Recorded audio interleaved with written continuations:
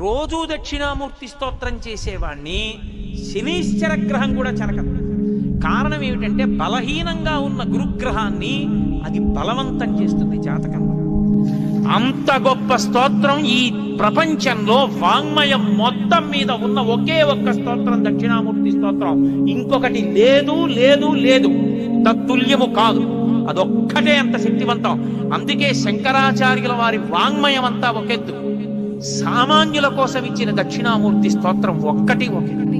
మౌనం వ్యాఖ్య ప్రకటిత పరబ్రహ్మతత్వం యువానం వర్షిష్టాంతేవ సదృశీ గణైః ఆవృతం బ్రహ్మనిష్టైః ఆచార్యేంద్రం కరకలిత చిన్ముద్రమానందమూర్తిం